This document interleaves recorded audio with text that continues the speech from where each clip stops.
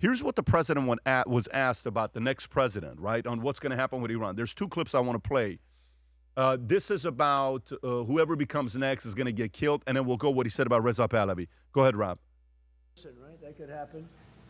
We don't want that to happen. It would probably be the worst. You go through this, and then in 5 years you realize you put somebody in who was no better. So we'd like to see somebody in there that's going to bring it back for the people. And we'll see what happens with the people. You know, they have their chance. And we've said, don't do it yet. If you're going to go out and protest, don't do it yet. It's very dangerous out there. A lot of bombs are being dropped. But I would say that would be about the worst. Do you have someone in mind right now? Because you said all the people you did have in mind have been taken out. What do you think? Well, most of the people we had in mind are dead. So, you know, we had some in mind from that group that is dead. And now we have another group. They may be dead also, based on reports. Can you go to the Reza Pahlavi question? He loves saying that. They're dead. The way he says it, it's lots of enthusiasm. Go ahead. My daddy is dead. Crown Prince Reza Pahlavi, is he an option at all in your mind? I guess he is. Some people like him, and we haven't been thinking about too much about that. It would seem to me that somebody from within maybe would be more appropriate. I've said that. He looks like a very nice person, but it would seem to me that somebody that's there, that's currently popular, if there's such a person, but we have people like that. We have people that were more moderate. You know, these were radical lunatics, and you know what they get? They get nothing. All they do is kill people. Jeff, what do you think about what he said here?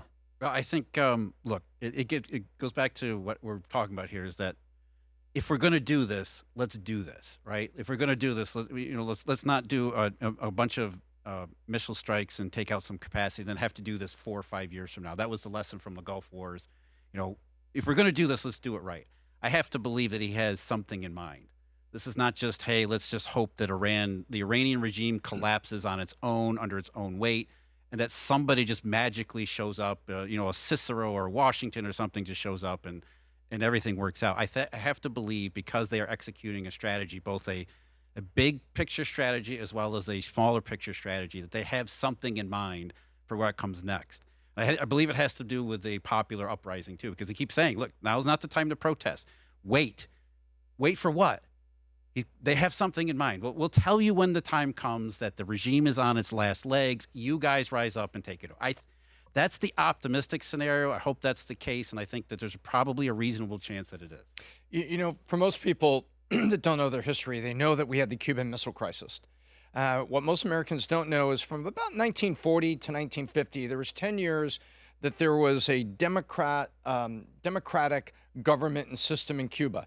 Was it corrupt? Yes. Were there problems? Yes. Were there assassinations? Yes. But it wasn't Castro. And then this guy shows up, I think it was 1950 to 1959, Batista. And it was even more corrupt, and it got weird. And it opened the door for the revolution in 1952. And what do we get? Fidel Castro, forever. And that's exactly the lesson here. The lesson here is that, think of that time in Cuba, 1940, 1950, as Iran before 1979. And if you're not careful during like Batista with the Ayatollah, you get what you get, and it goes a hell of a lot longer than you think. So if we're going to do this, we need to do it. And it's not just regime change, it's regime collapse. What happened was Cuba's government, even though it was corrupt and cumbersome, it collapsed. And now you had a long-term military dictatorship with no economic help for the people. And we all know how it ends. So right now, you can't just, as Clinton did, throw a couple cruise missiles into Bosnia and say, see, what do you think of that? You got to go in there and remember that? Yeah. And he said, yeah, we dropped cruise missiles in Bosnia. That did what? How many barns were destroyed? You didn't change anything. And Bosnia-Herzegovina and all the horrible genocide that was going there continued. You have to finish the job and open the door for the people to establish new, not regime change, I like what you're saying, regime collapse, to bring back the glory. And by the way, people are going to think I'm crazy. Look at the pictures, look at the film. Bring back the glory of Iran from 50 years ago that stopped 47 years ago. Go look at that. That could be brought back. Maybe lost in all this is that there is that optimistic scenario.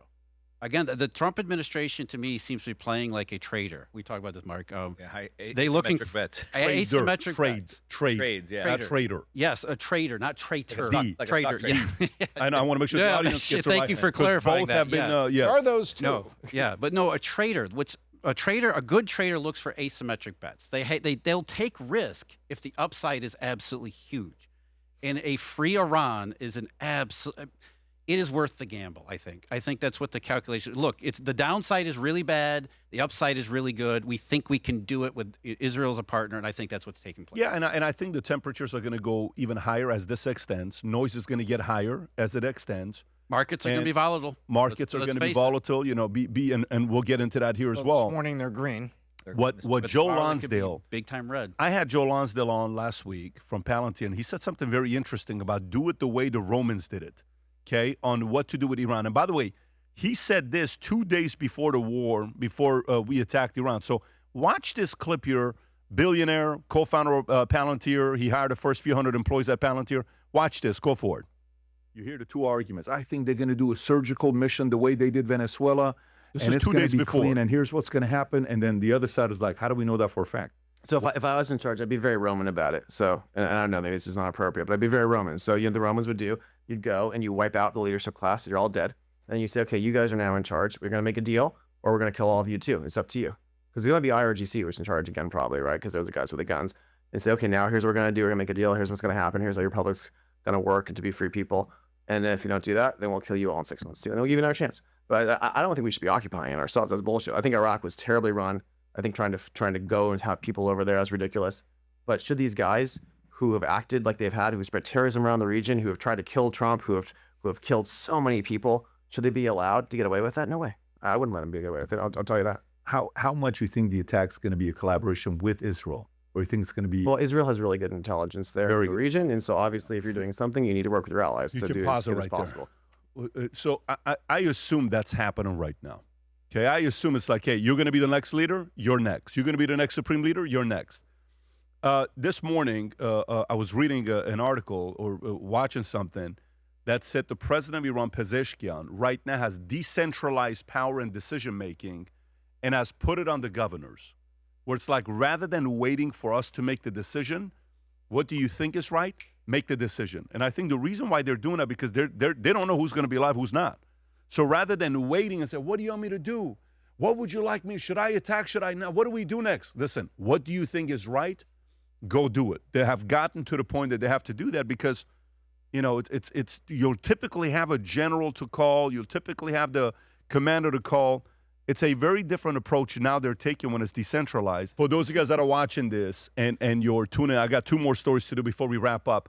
Remember, this is the biggest request I have from you. 51% of you watch our podcast who are not subscribed to it. You just watch it, consume it regularly, but you haven't pressed that subscribe button. That's very important to us on the algorithm. If you enjoyed this last week, our team has done a great job, a lot of interviews, a lot of different shows. It's a cost. I don't take any money off the table. It's all being invested back into the company because of what vision we have long term. If you like what we do with PBD Podcast and the guests that we bring and the conversations that we have, smash that subscribe button. It helps us out a lot when you're doing that. So 51% of you enjoy watching it, but it would mean a lot to us if you press that subscribe button. If you enjoyed this video, you want to watch more videos like this, click here. And if you want to watch the entire podcast, click here.